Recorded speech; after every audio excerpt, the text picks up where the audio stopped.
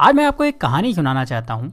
ऐसी कहानी जिसको सुनने के बाद आप भगवान से गरीब होने की शिकायत बंद कर देंगे और आप उस रास्ते पर आगे बढ़ जाएंगे जो आपको अमीरी की तरफ लेकर जाएगा। कहानी कुछ ऐसी है कि एक गरीब आदमी था और वो हमेशा ही भगवान से अपनी गरीबी की शिकायत करता रहता था। उसे शिकायत ये थी कि उसके झोपड़े से कुछ दूर रहने वाला आदमी इतना अमीर है और वो गरीब। उस अमीर आदमी को सब कुछ आसानी से मिल जाता है और गरीब को हमेशा ही मेहनत करना होती है, तब भी कई बार उसे भूखा रहना होता है। रोज रोज की शिकायत सुनकर भगवान ने सोचा चलो आज इसको जवाब दे ही देता हूँ। तो ऐसे में भगवान ने क्या करा कि जो अमीर आदमी था उसको इस गरीब आदमी के बराबर गरीब बना दिया और दोनों को ही मछली पकड़ने वाली एक छड़ी दे दी।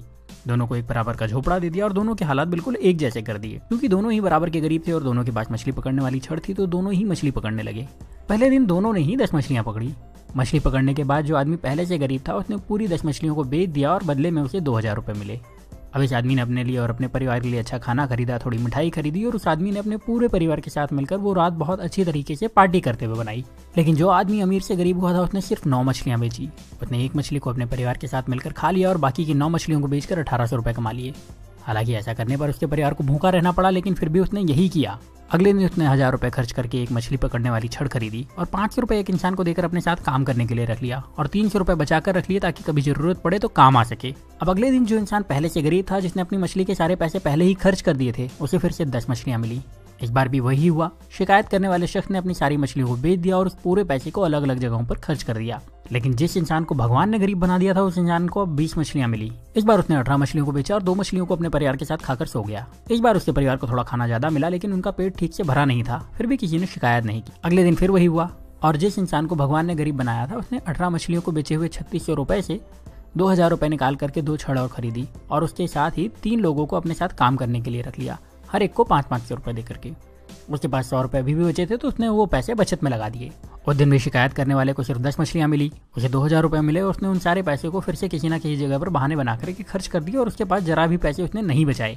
लेकिन दूसरे शख्स को शाम होते होते 40 मछलियां मिल चुकी थी। उस शाम को इस अमीर से गरीब बने इंसान ने अपने परिवार को 4 मछलियां दी, जिसके बाद उस परिवार ने पेट भर के खाना खाया और उसने बाकी की 36 मछलियां बेच दी और उसे 7200 रुपए कमाए। अगले दिन उसने 3000 रुपए में 3 छड़े और खरीदी और अब उसके पास कुल 7 छड़े हो चुकी थी। उसके पास कुल मिलाकर अभी भी 4600 रुपए बचे थे तो उसने 7 लोगों को बुलाया, हर एक को 500 रुपए दिए और उन्हें मछली पकड़ने के लिए रख लिया और खुद उनके काम पर नजर रखने लगा। इतना पैसा खर्च करने के बाद भी उस इंसान के पास 1100 रुपए बच गए थे। जब शाम हुई तो इस इंसान के पास 70 मछलियां थी। उसके पास पहले से ही 1100 रुपए थे। उसने दिन भर कोई काम नहीं करा था तो वो ज्यादा थका हुआ भी नहीं था। उसके पास 7 छड़े थी जो कि इसकी ही थी, उसकी एसेट थी। उसके पास काम करने वाले लोगों की एक टीम थी जो उसके लिए काम करती थी। और शाम को इस इंसान ने 66 मछलियों को बेचकर 13,200 रुपए कमाए। उसके पास पहले के बचे हुए 1100 रुपए तो थे ही, मतलब अब उसके पास अच्छी खासी पूंजी भी थी और उसने परिवार को मछलियों के साथ अच्छा खाना भी खिलाया। अगले दिन उसने फिर से कुछ छड़े खरीदी, इस बार ज्यादा लोगों को काम पर रखा और पहले से ज्यादा पैसे कमाए। रात को परिवार के साथ मछलियां खाई और थोड़ा अच्छा खाना भी खाया। वो आदमी यही काम हर रोज करता रहा और थोड़े दिन में पहले से ज्यादा अमीर हो चुका था। उसने अपने पुराने घर को फिर से खरीद लिया और अब उसके लिए मछली खाना मजबूरी नहीं शौक था। साथ ही अब उसे काम करने की जरूरत नहीं थी क्योंकि उसने अपने काम की देखभाल के लिए कई मैनेजर्स, अकाउंटेंट और दूसरे लोगों को रख लिया था और वो अपने पैसे दूसरी जगह इन्वेस्ट भी कर सकता था। लेकिन जो शिकायत करने वाला इंसान था वो अभी भगवान से यही शिकायत कर रहा था कि भगवान आपने मुझे गरीब क्यों बनाया और उस अमीर इंसान को इतना आराम क्यों दिया। अब आप समझदार हैं, आप ये समझ चुके होंगे कि भगवान किसी का फेवर नहीं करते, वो सभी को एक जैसे ही देखते हैं, सभी को एक जैसे मौके देते हैं, सभी को एक जैसे संसाधन देते हैं, सभी को सफल और धनवान होने का अधिकार देते हैं। पर आपको ये भी समझना होगा कि दुनिया में कुछ भी फ्री नहीं मिलता। इस कहानी में भी आपने देखा कि उस इंसान ने गरीबी से वापस अमीर होने के लिए पहले कुछ समय तक आधा पेट खाना खाया, उसके बाद भरपेट खाना खाया, फिर भी बचत के साथ पैसे खर्च करे और अपने पैसे को सही तरह से इन्वेस्ट भी करता रहा। जबकि गरीब इंसान सिर्फ मजे में लगा रहा और शिकायत करता रहा और हमेशा गरीब बना रहा।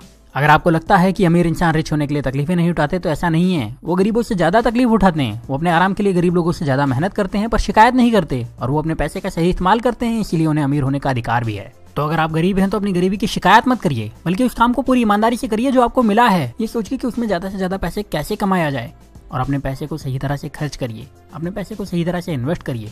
और जब आप ऐसा करेंगे तो आपको अमीर होने से कोई नहीं रोक पाएगा, कोई भी नहीं। अब यहाँ मैं आपसे एक सवाल करने वाला हूँ और कमेंट में इसका जवाब जरूर दीजिएगा। क्या आपको लगता है कि भगवान या किस्मत सच में आपकी गरीबी के जिम्मेदार हैं?